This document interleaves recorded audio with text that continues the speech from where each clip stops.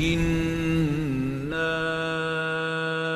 أنزلنا التوراة فيها هدى ونور يحكم بها النبيون الذين أسلموا للذين هادوا والربانيون والأحبار بما استحفظوا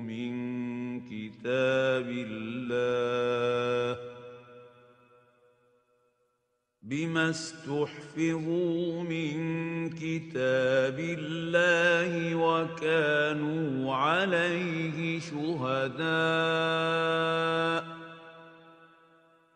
فلا تخشوا الناس واخشوني ولا تشتروا بآياتي ثمنا قليلا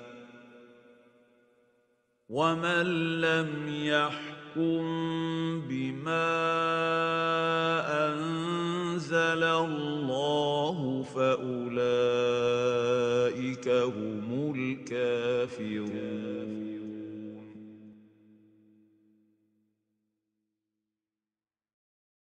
بسم الله الرحمن الرحيم. الحمد لله رب العالمين، والصلاة والسلام على نبينا محمد وعلى آله وأصحابه وسلم تسليما كثيرا. أما بعد. الشيخ صالح الفوزان. question. من أصعب المسائل فضيلة الشيخ المشكلة عند الشباب أو بعض الشباب مسألة تحكيم القوانين الوضعية، فنرجو التوضيح فيها حفظكم الله تعالى. Parmi les questions les plus difficiles et qui posent problème aux jeunes ou à certains jeunes ou à certains débutants, le statut de celui qui juge par des lois non islamiques. Quel est le statut de celui qui juge, celui qui gouverne avec des lois issues de la raison humaine, des lois non islamiques? Pourriez-vous nous éclairer sur ce point? Qu'Allah vous préserve. Réponse. هذا وضحه العلماء، وأقرب شيء تفسير ابن كثير رحمه الله.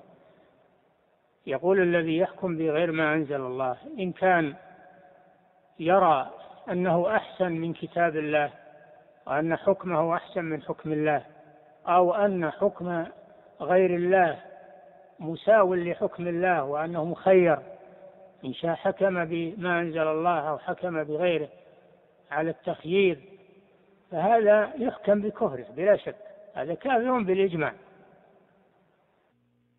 أما إذا كان يعتقد أن حكم الله هو الحق وأن القانون باطل ولكنه يحكم به لهوى في نفسه أو طمع يناله، فهذا ظالم وفاسق، لكن لا يحكم بكفره لأنه يعتقد أن حكم الله هو الواجب وأن حكم غيره باطل، ولكنه فعل هذا إما لتحصيل وظيفة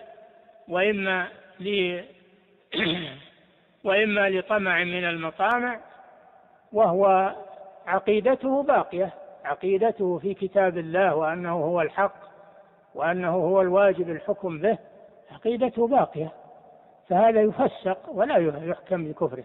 نعم، لأن هذا كفر عملي. نعم. Concernant ce point, les savants ont déjà répondu.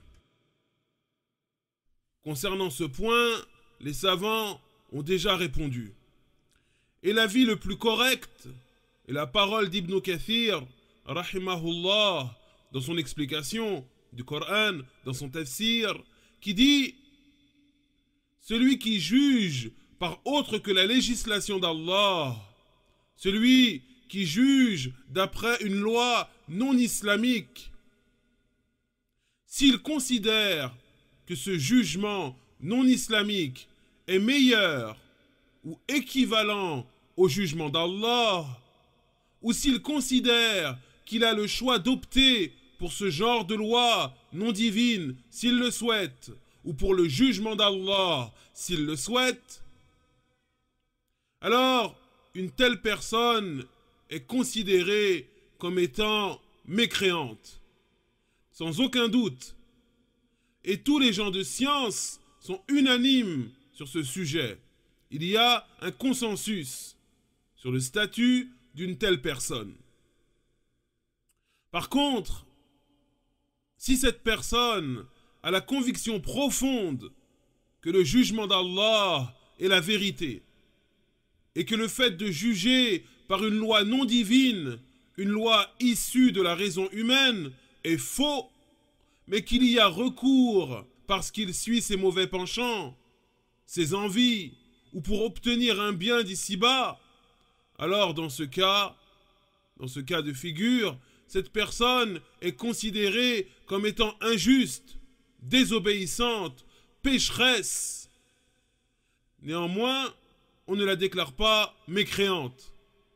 Néanmoins, on ne la déclare pas mécréante, car cette personne a toujours pour croyance que juger selon les lois d'Allah est obligatoire et que le jugement par autre que les lois d'Allah est faux.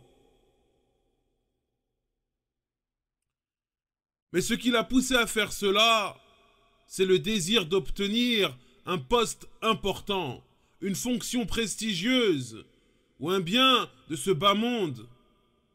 Mais sa croyance est restée intacte.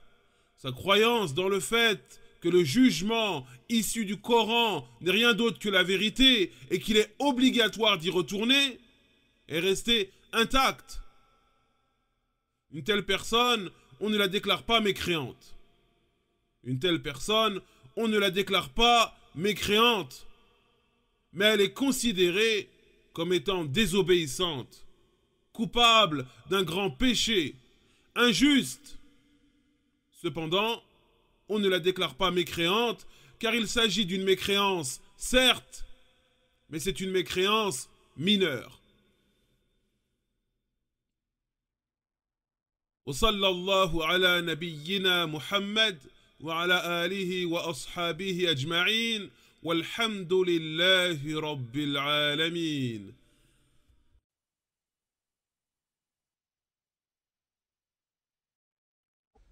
إنا أنزلنا التوراة فيها هدى ونور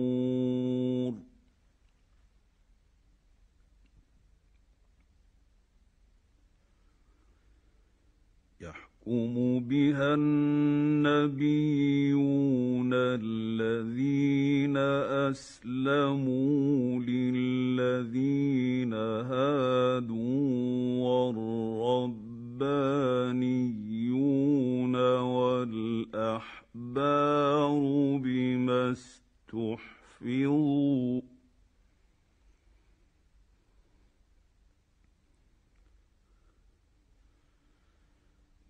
استحفظوا من كتاب الله وكانوا عليه شهداء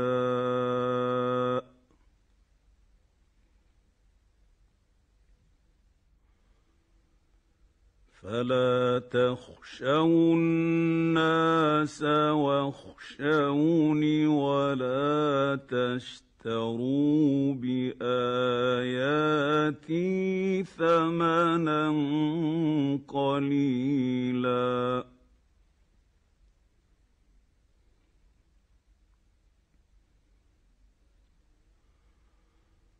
ومن لم يحكم بما أنزل الله فأولئك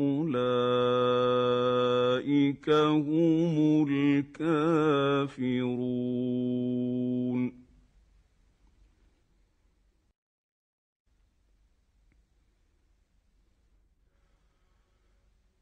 وكتبنا عليهم فيها أن النفس بالنفس والعين بالعين والأنف بالأنف والأذن بالأذن والسن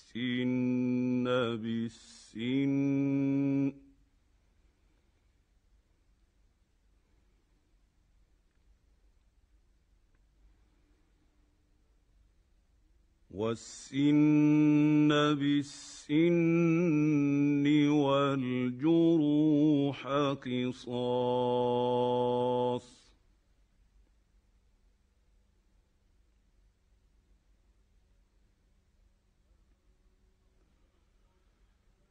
فمن تصدق به فهو كفارة له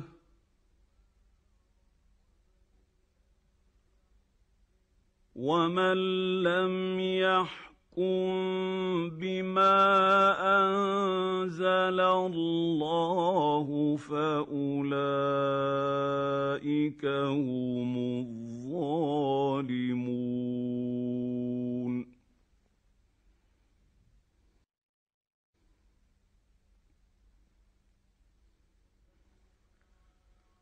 وقفينا على آثارهم بعيسى ابن مريم مصدقا لما بين يديه من التوراة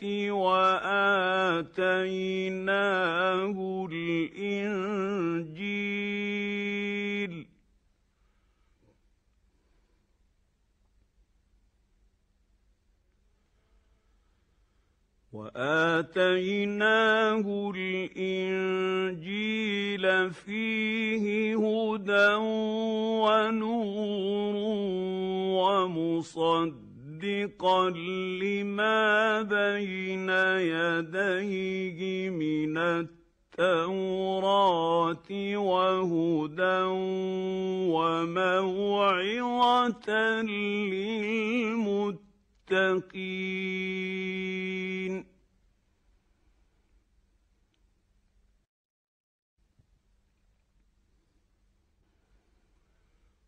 وليحكم أهل الإنجيل بما أنزل الله فيه